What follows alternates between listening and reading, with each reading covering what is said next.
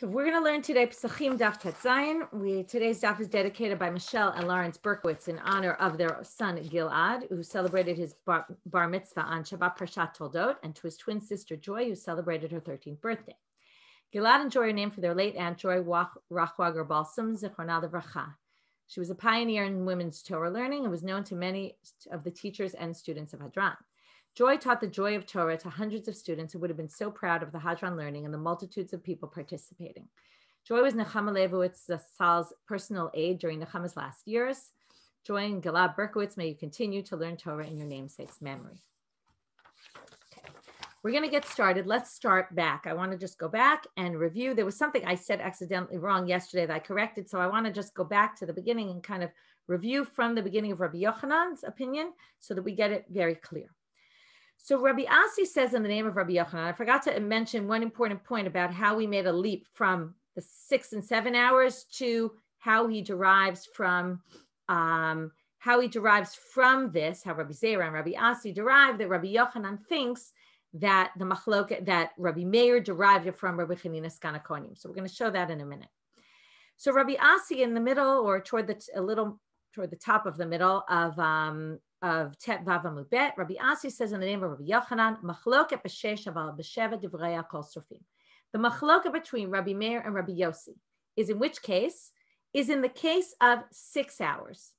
But 7 hours, they all agree that what? Once chametz becomes forbidden in the 7th hour after 12, everybody agrees that at this point, we can burn chametz because it's forbidden on a Torah level. Once it's Torah, even Rabbi Yossi says. Now, until now we thought, oh, it's a difference, tameh, and this isn't tameh, this is asur midoraita.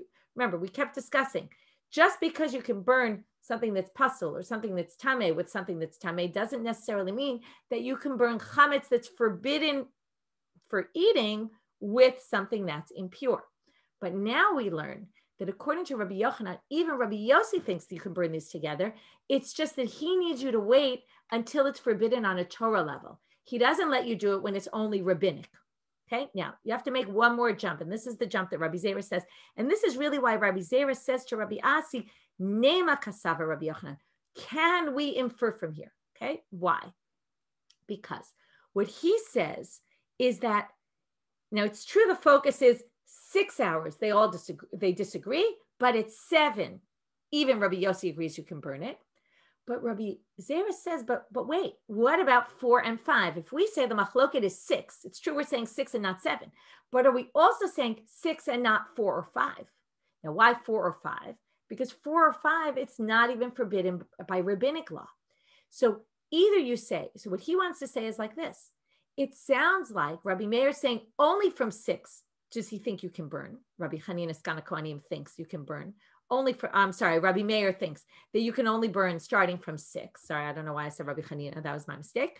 Rabbi Meir thinks you can only burn starting from 6, which means that when it's rabbinic, and again, Rabbi Yossi says only when it's forbidden d'oraita can we burn this all together.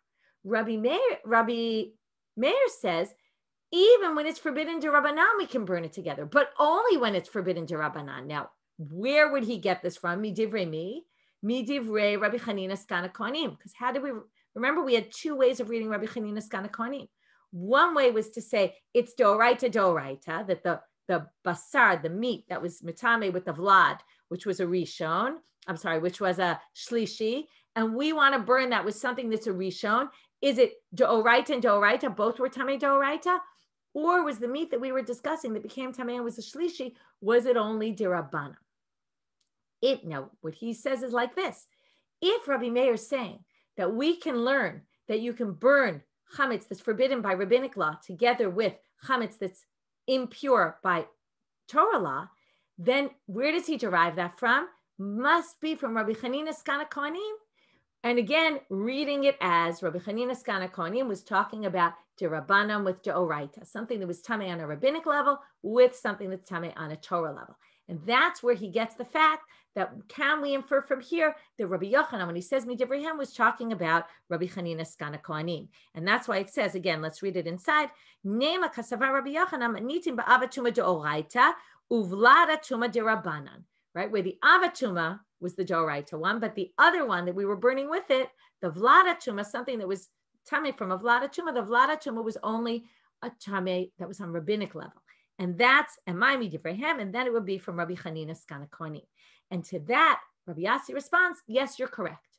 That's where we learned it. Okay, so that was something I neglected to mention yesterday. So now I want to jump down. Then we just had 2 attempts to try to prove Rabbi Yochanan about the fact that their machloket is b'shesh, but b'sheva, they all agree. But we rejected both proofs. And now we're going to start from about 9 lines from the bottom. Ihachi my modeh. What's this? Now, what's the issue? What's the, Adina, just clarify your question. Who holds what? Who between Rabbi Meir and Rabbi Yossi? Sorry, I see your question, but I don't see. What about in the 4th and 5th hours? Who holds what?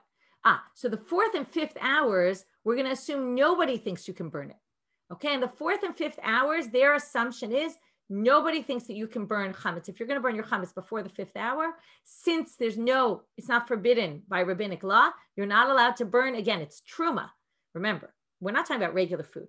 You can't burn truma that's tahorah and not even forbidden yet by rabbinic law. Nobody thinks that you can burn it with truma that's disqualified, that's psula or tmeah. Okay, so now we say, if really this whole mission is talking about Rabbi Chanina Skana Kohanim, and that's where Rabbi Meir derives it from, so where all of a sudden does Rabbi Yossi come across talking about Rabbi Yoshua and Rabbi Eliezer? Remember, he says, first he says, Einam min amida, I disagree with you, okay, which we're going to have to explain in a minute. But then he says, and in fact, I'll tell you more, Modim Rabbi Eliezer and Rabbi Yoshua, Shesofim zolatzma v'zolatzma. Both Rabbi Eliezer and Rabbi Yoshua will both agree that no, you can't burn chametz with truma, tahora. No way, can't be done. The only case they disagree about, remember in the Mishnah, on the back of the Mishnah, the only debate they have is if something is safek tami, right? Tluya. Then Rabbi Meir agrees.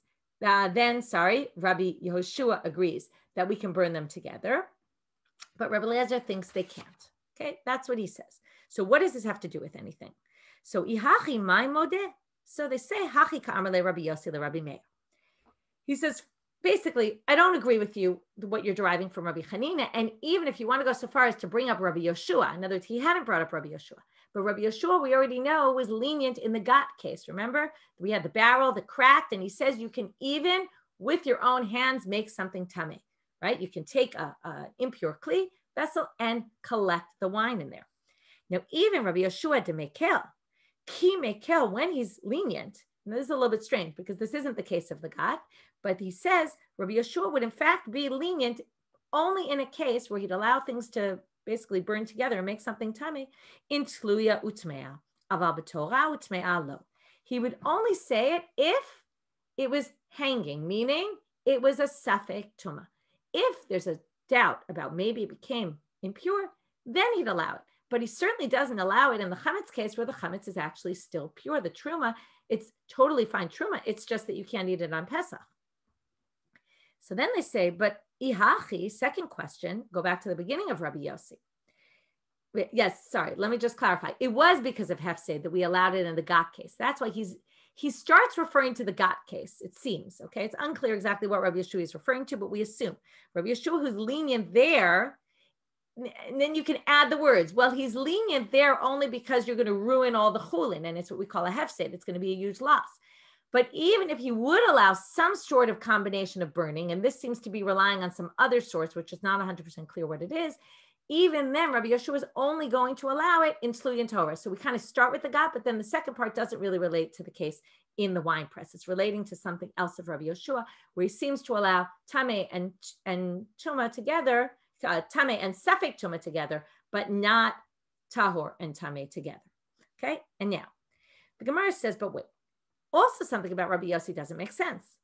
Ihachi mai eina min amidah, midah midai.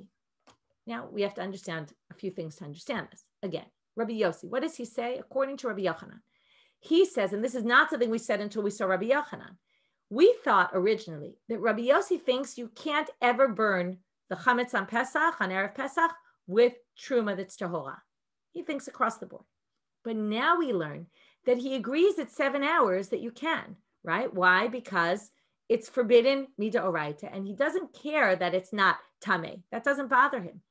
As long as what he wants is, he wants it to be forbidden on a Torah level. He says, if it's forbidden on a Torah level and the truma the truma tameh has to be burned on a Torah level, then we can actually burn them all together. But if it's only rabbinic, then we can't. So now we understand Rabbi Yossi holds that. But what's he disagreeing with Rabbi Meir? He says you can't learn that from Rabbi Chanina Skana Kohanim.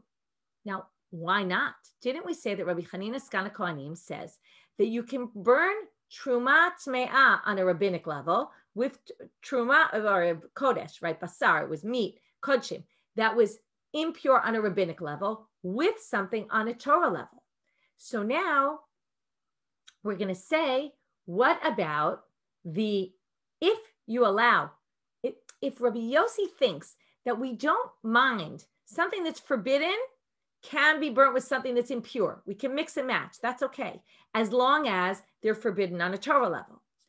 Well, let's go to Rabbi Chanina. If already he allows it, Rabbi Chanina allowed derabanan tameh with deoraita tuma, which means that Rabbi Meir should be able to infer from Rabbi Chanina Skana Kohanim that also chametz that's forbidden on a rabbinic level can also be burned with something tameh on a deoraita level.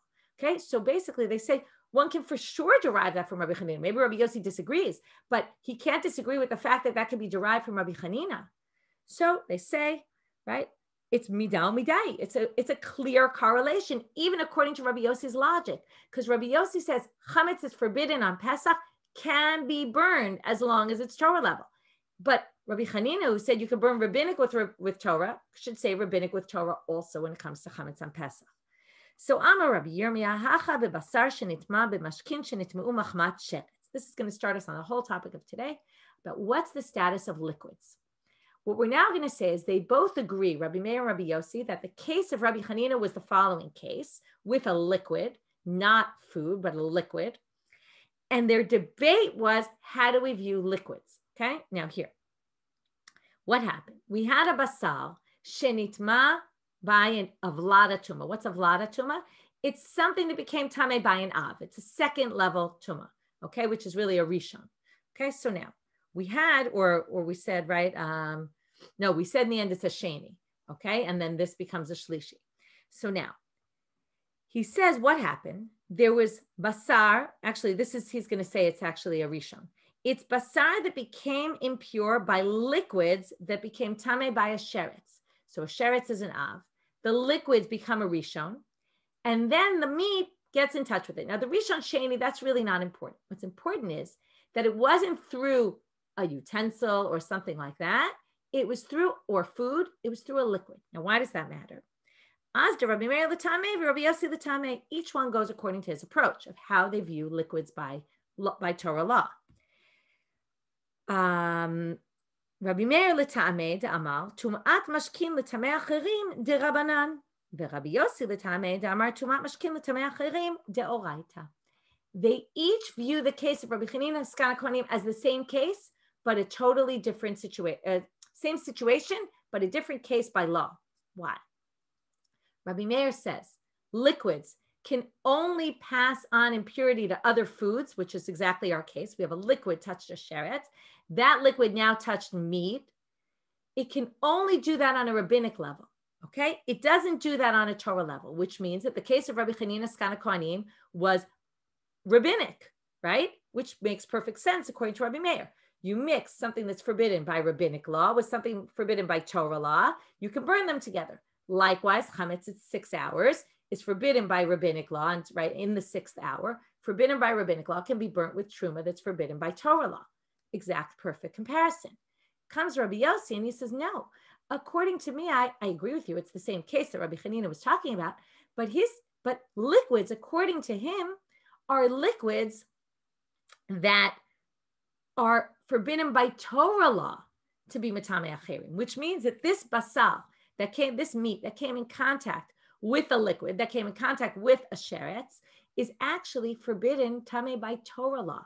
So it's Torah and Torah, which means we can only learn from here to chametz that's forbidden by Torah law with chametz that's forbidden by Torah law. And that's why he says to Rabbi Meir, I disagree with your comparison.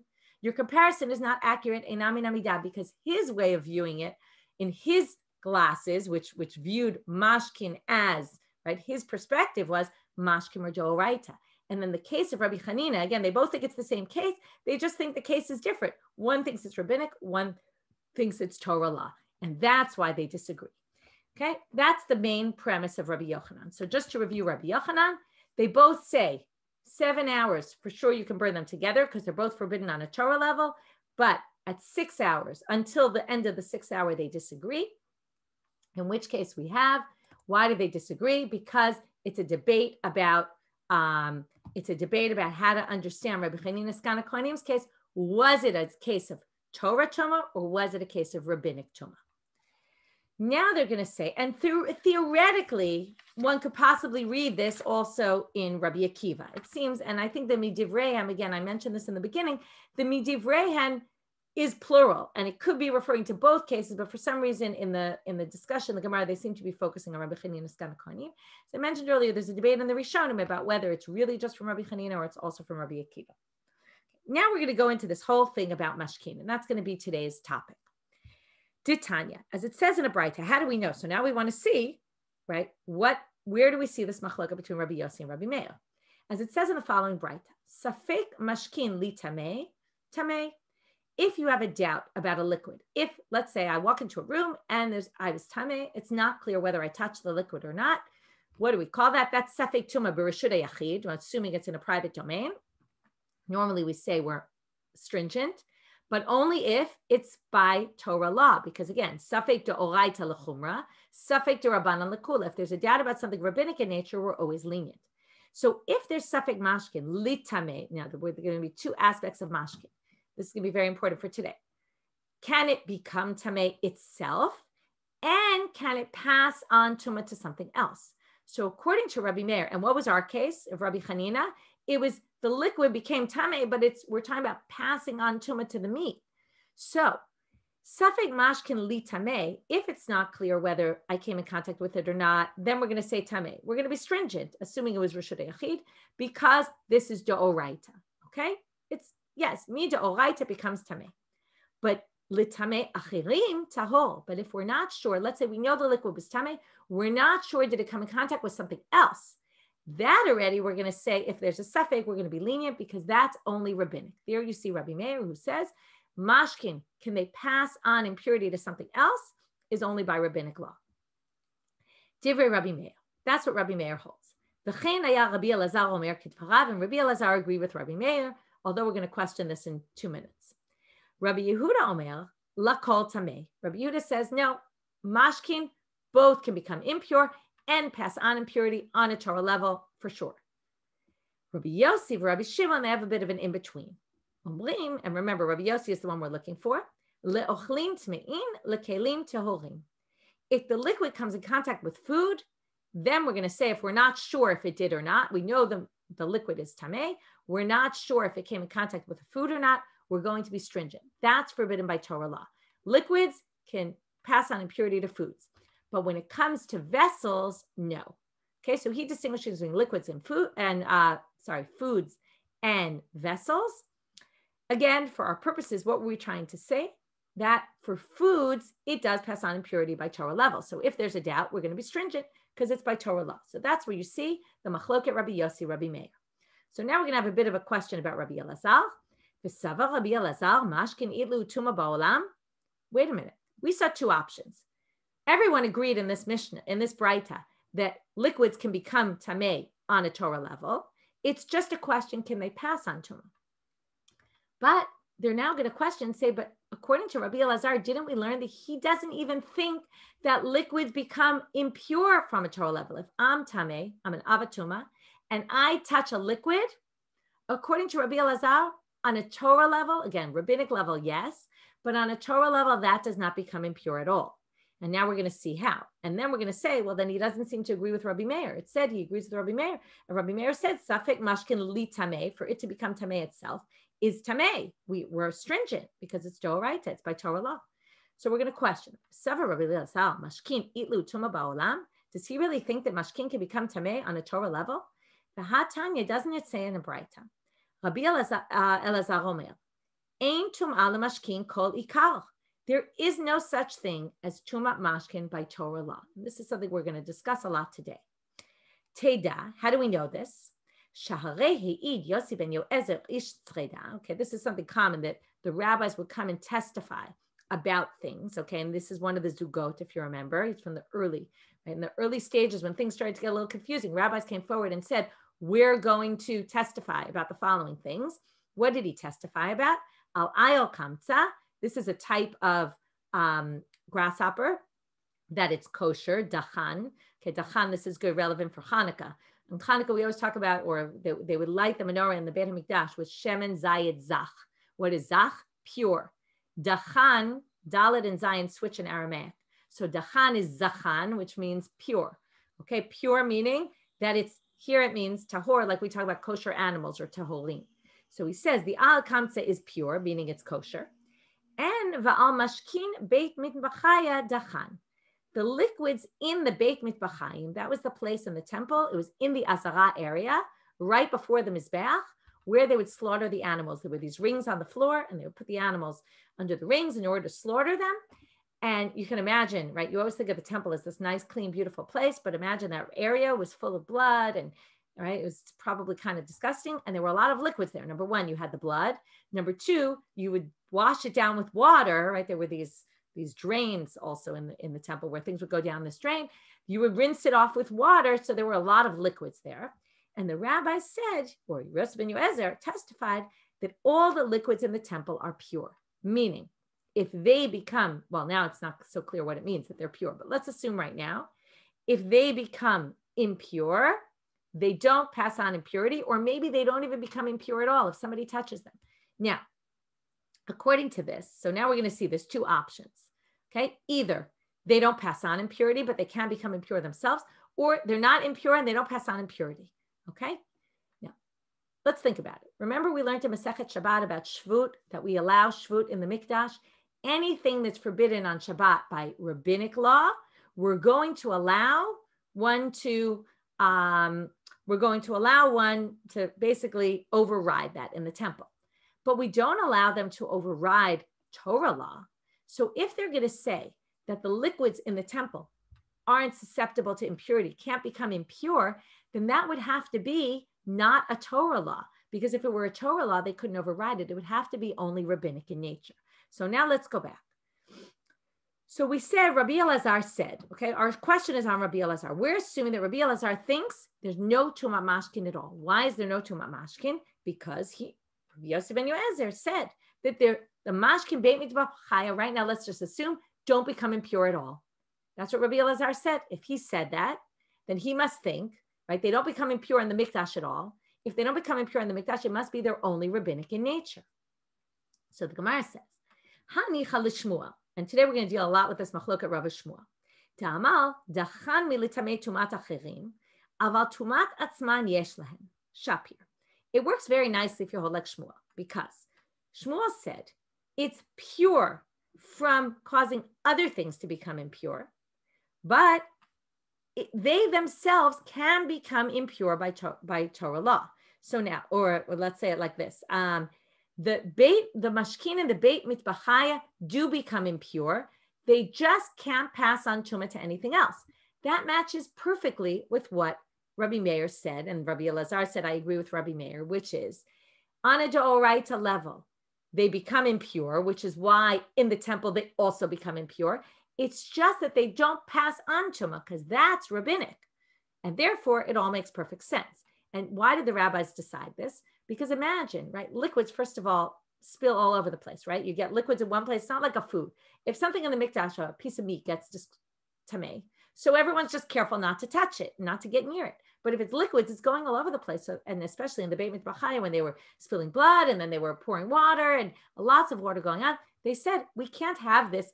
If we allow this to make other things impure, it's going to create a big mess. Everything's going to become impure in the temple.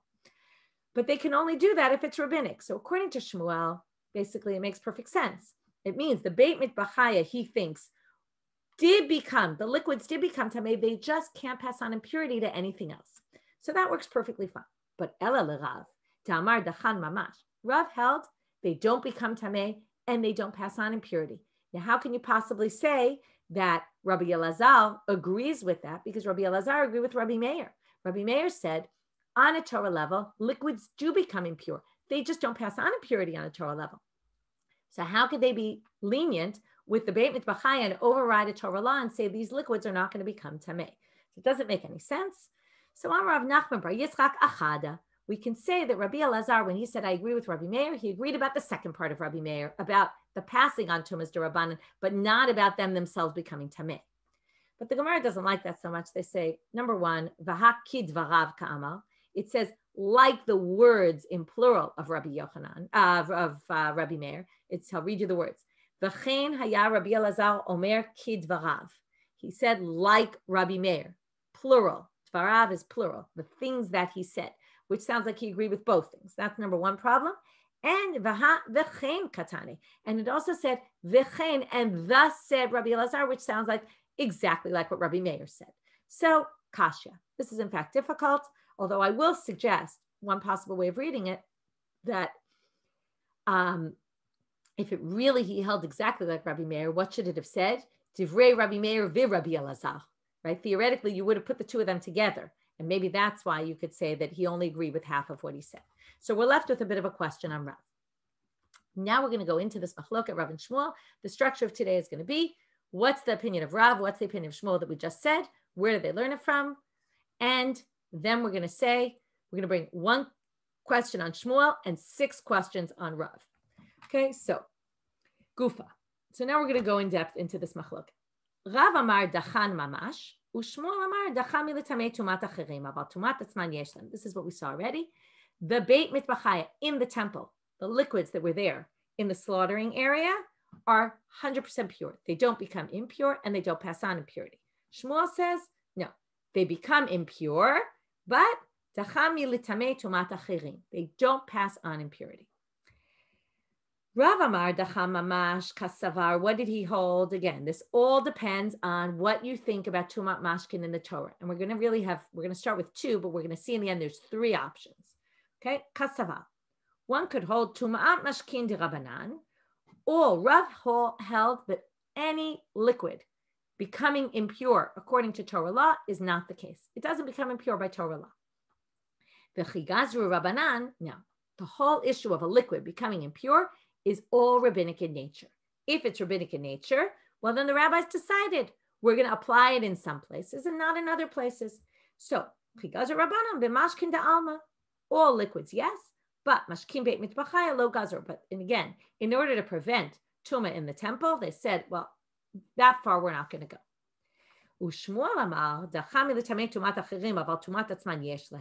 He holds again this in between. Yes, they become tamei from Torah law, but they don't pass on impurity. Kasaval tumat mashkin atzman deoraita.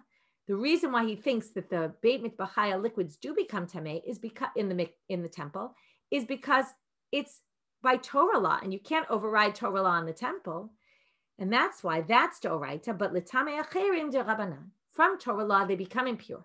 But in a Torah law, they do not pass on impurity. They're this in-between. And therefore, when the rabbis instituted that liquids can pass on impurity, only b'mashkin ta'alma, in regular liquids, but mashkin beit mitbachaya lo gazer. But when it came to liquids in the temple, they said, no, we're not doing that. So now we're going to question this just continues. This is just continuing it, basically saying they didn't institute a problem for them to pass on. However, since by Torah law they do become tamei themselves, that's still going to happen in the temple. So here comes our question on Shmuel. Amar Rav Huna bar Chinen ale berei. Rav Huna bar Chinen says to his son, Ki hayat kamei de Rav Papa ramele. When you get to Rav Papa, go ask him the following question. Mi amar Shmuel dachami l'tamei tumat acherim aval tumat atzman yesh lahen. Didn't Shmuel say, right? Did Shmuel really say that they're tahor mi l'tamei tumat acherim aval tumat atzman yesh lahen? Basically, he says there's something very weird here. If you call something tamei, how could it not pass on impurity? Karei kan, it says in the Torah, v'habasar. This pasuk is talking about meat in the temple, sanctified meat. Meat that's sacrificial meat. Asher yiga, bechol tameh. If it touches anything that is impure, which would include, if we're basically saying, Shmuel, how can you have it both ways? Either it's tameh. If it's tameh, it obviously passes on impurity. If it's not tameh, it doesn't pass on impurity. How can you say it's impure and yet it doesn't pass on impurity when the Torah says anything that's impure can pass on impurity to the meat in the temple? So basar sheyiga b'chol tameh, anything tameh, lo yachel, can't be eaten. So Amar Rav Shisha Bered Rav Idi, what do you mean? I'll give you a great example where this happens. Of course, you can have something tameh that doesn't pass on impurity. Remember all our levels? Av makes a Rishon, Rishon makes a Sheni, Sheni makes a Shlishi, which can only pass on to Truma and Kodshim, and Shlishi makes a Revi, which can only be passed on to, right, only a Revi can be Kodshim, can be, only sanctified temple meat and oil and wine and things like that can become Revi'is, but there's no Chamishi, they don't pass on impurity or Revi. So what do they say here? Midi Dahavi a Revi B'Kodesh. Something that is a 4th degree impurity is tameh, it's impure, but it doesn't pass on impurity to anything else. And yet the pasuk says, if it's nogea b'chol tameh lo yachel, and it's not true about a revi. So likewise, you could say it's not true about liquids, not such a problem. But matkefla Rav Ashi, revi b'kodesh lo ikre tameh, hi ikre tameh. What do we call a revi? Remember, just like we said, I said this the other day, trumo that's a shlishi, that becomes a shlishi, is called pasul, because it's the end game. Likewise, by revi, it's not called tameh, it's called pasul. Whereas a liquid that becomes tameh is actually called tameh. So therefore, you can't say, this pasuk obviously isn't referring to revi, and then we're stuck with, mashkin can't be the only exception, it doesn't make sense. It says anything tameh, so how can you say this? And they're left with kasha. A bit of a question against Shmuel. Again, what they're really saying is, how could this be in between? How could we say it's tameh, but it doesn't pass on impurity? That's very odd. But they're done here with their questions on Shmuel, and now we're going to move to Rav. And we're going to have, as I said, 6 questions on Rav. Okay. Tashma. I see people are asking, I'm trying to teach and also follow the chat. I didn't read all of them, but it looks like people are asking about Torah law being overridden in the Mikdash. There are certain things, but that's when you have a mitzvah aseh of bringing a sacrifice. Like things for sacrificing is different because that's the Torah commands you to bring a sacrifice. Here the Torah doesn't command you to bring something impure. Okay, it's something different. This is overriding other things, not necessarily to be Mekayim a mitzvah. That's something different. Okay, that's in a quick answer. So first question on Rav. Remember what Rav says. Rav says they don't become tameh and they don't pass on impurity. Nothing on a Torah level. There's no such thing as impurity by liquids. V'chol mashkeh, here we're going to quote a verse. Okay. V'chol mashkeh asher yishateh, okay, any liquid that can be drunk, b'chol kli yitma, will become impure if they're put in a vessel that's impure, right? Let's say a sheretz goes into a vessel and makes the vessel impure, and then liquid goes in it. So the liquid from the Torah becomes impure. So Rav, how can you possibly say liquid doesn't become impure? It's exactly what it says in the verse. So they say, ma yitma hichshir. Oh, it doesn't mean it becomes impure. Don't read it like the simple reading. Yitma means it can be a liquid that can create susceptibility to impurity. Let's say the kli has an apple inside and the liquid gets poured into the kli on top of the apple. Now that the apple, or let's just assume you pick the apple straight from the tree, as soon as it's off the tree, it can't become impure unless it gets in contact with the liquid. If a liquid got in contact with that fruit that's in the kli, then the fruit will become impure. Okay? So they say yitma doesn't mean yitma, it means yachshir. It can cause susceptibility to impurity. That we know that liquids cause susceptibility to impurity. But now they say yachshir meresha dikra. But earlier in that, meresha dikra shametle.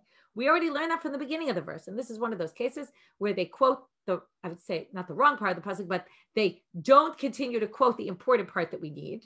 Okay, so if you have it on the side, the whole verse in your Gemara, look there. Mikola ochel asher ye'achel. Okay, from all the food that you eat, asher yavo alav mayim, that water comes in contact with it, yitma, will become impure. V'chomashke asher yishateh b'chol kli yitma. It sounds very clear, like the Torah is saying, any food, liquid has to first come in contact with it, and then it can become impure. And liquids can become impure without a liquid coming in contact with them, which means that, again, we're back to square one against Rav. It sounds like liquids become impure by Torah law. And you can't say it's talking about creating susceptibility to impurity because that was the first part of the verse. So the Gemara says, Chad b'tlushim v'chad b'mechubarim. Really, they're both talking about susceptibility to impurity, both parts of the verse. One is talking about liquids that were detached from their original place, and one is talking about liquids that are still connected, like liquids in a stream or liquids in a pit or something like that. Why do you need both? And then the verse wouldn't talk at all about liquids becoming impure. You would say, maybe once you take it out and you put it in a vessel, mishum da'achshavinu. Well, you gave it significance by taking it out of its place and putting it into a vessel. You're basically saying, I consider this liquid important.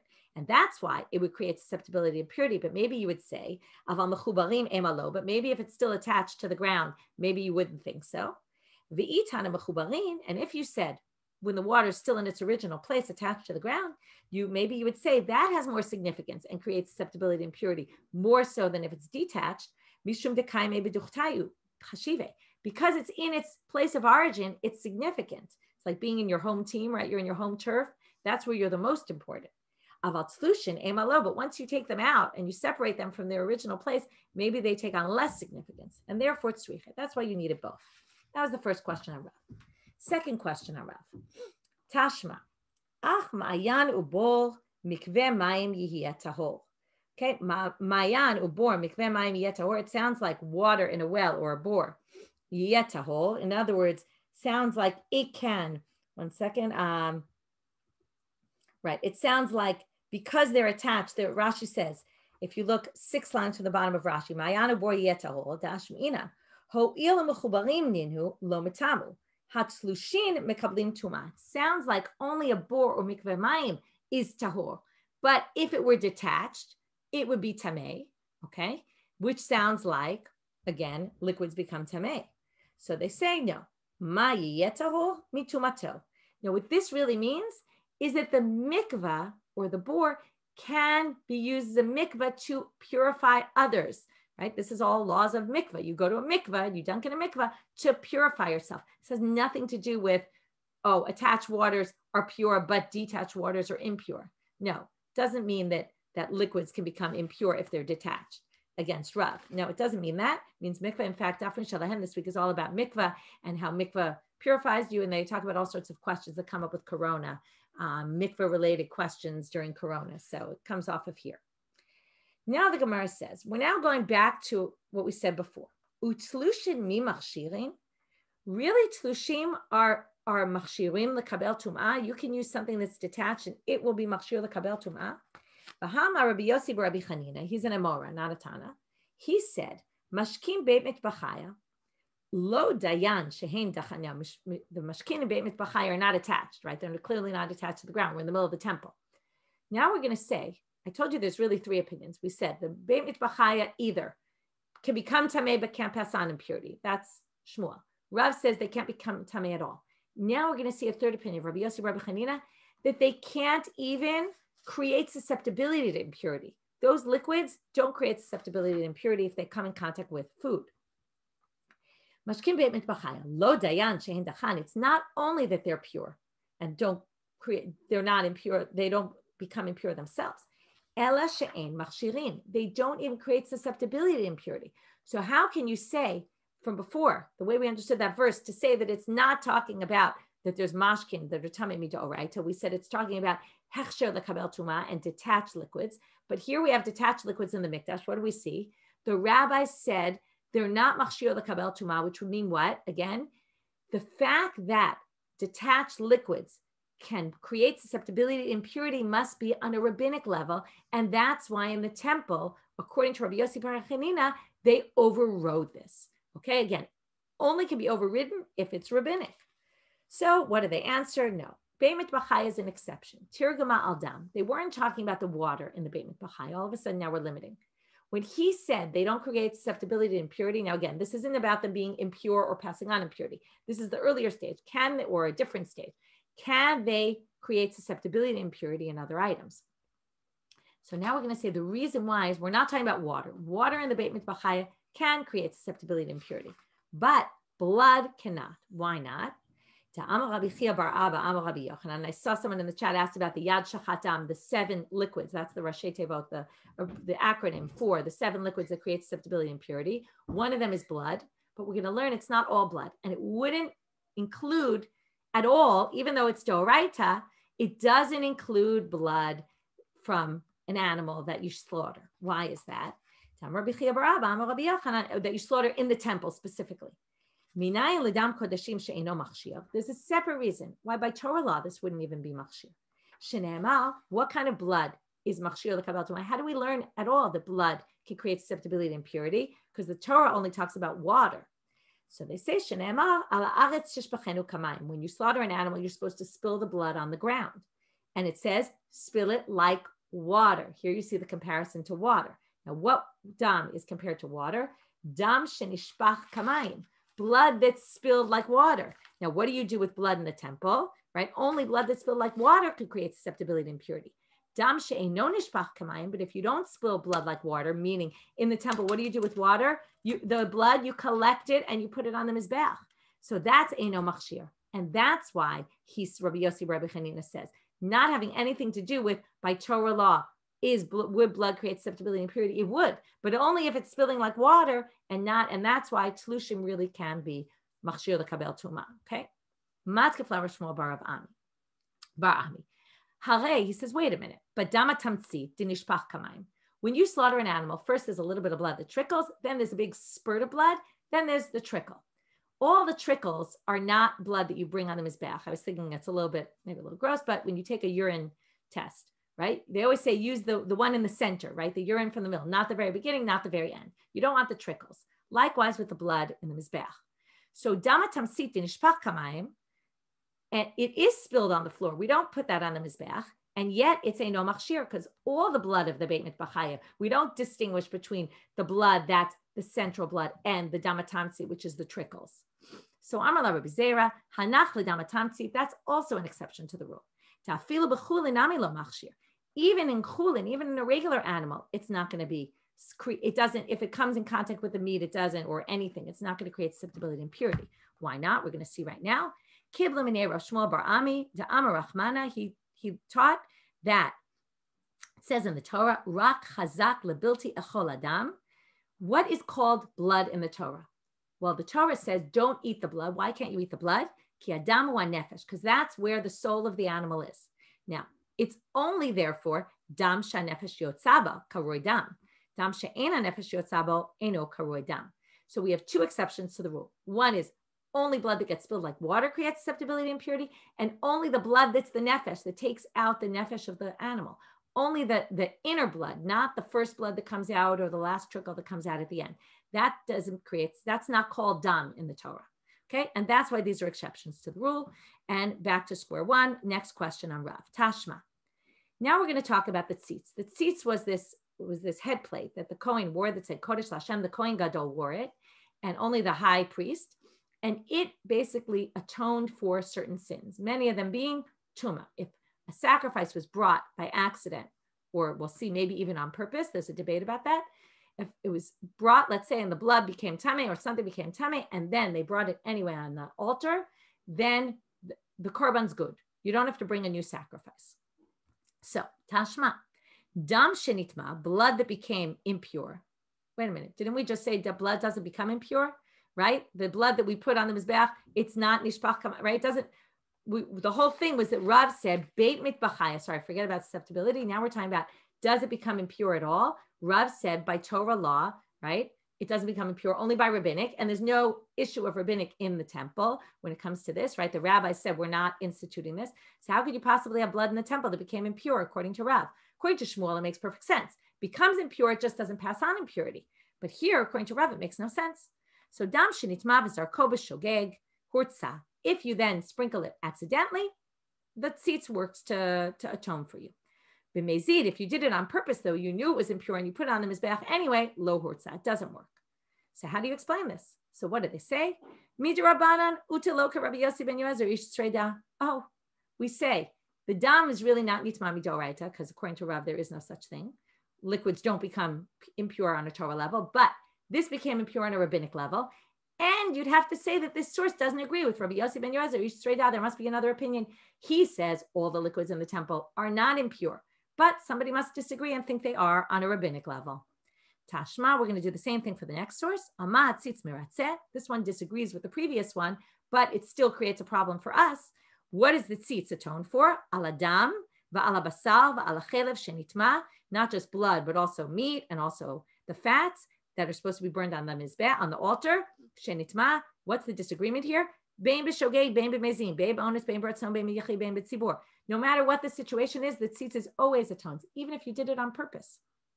So, again, what do we see here? The blood can become impure. And he said it can't. So they answer, Midrabanan, Udelo Rabbi Yossi ben Yoezer Streda. Again, we answer the same thing. We must be talking about blood that became impure on a rabbinic level. And this source disagrees with Rabbi Yossi ben Yoezer Streda and thinks that blood can become impure. Last question for today. Tashma, V'nasa Aharon et Avon HaKodeshim, also about the tzitz. Aharon, when he wears this tzitz, he atones for the sins of the kodshim, of the sacrifices. So what could it possibly mean, the sins of the sacrifices? If we're going to say it atones for pigul, if a Kohen messed up a korban, had the wrong intent, and sacrificed it anyway, maybe the tzitz atones for that. Definitely not. It says in the Torah, this cannot be accepted no matter what. What if it's the avon of if we left over the meat? Also that, no, it won't atone for that either. So what's left? Remember, we always have our pigul, notar, and tameh. We just had that the other day. Why would it, yes, atone for tumah? Why is tumah less strict? We're going to see. Because tumah is allowed in the event that everybody or the majority of the people are tameh. Let's say the majority of the kohanim are tameim. We're still allowed to bring the sacrifice even if they're tameh. There's a special dispensation for tumah. So you see that there's a leniency by tumah. Therefore, we're going to say that tzitz must also atone for this. It's not as severe as pigul and notar, which are never acceptable in the temple. So again, what kind of tumah? My lav tumah dam, does it not mean tumah of blood, which again would seem to imply it's doraita. So Amar Papa, lo tumat kamatzim. You could say the tumah is referring to something else that became tameh. What's this? The mincha. The mincha is a meal offering. They would make a dough. The kohen would put his 3 middle fingers in, pick up a little bit of the dough, burn that on the mizbeach. Let's say that became tameh, and he burnt it on the mizbeach. That could be what this is referring to, that the tzitz atones for that, and it doesn't have to do with blood, and therefore this doesn't raise a question. We could have answered this the way we answered the other one also, but instead they answered this way, that maybe it's not even talking about blood. The first two sources, it said explicitly blood, so we couldn't answer that way. This way we could just say it was talking about something else. Tomorrow we'll start with the very last question on him from a pasuk from Chagai, and then we'll move on from there. Have a great day, everybody.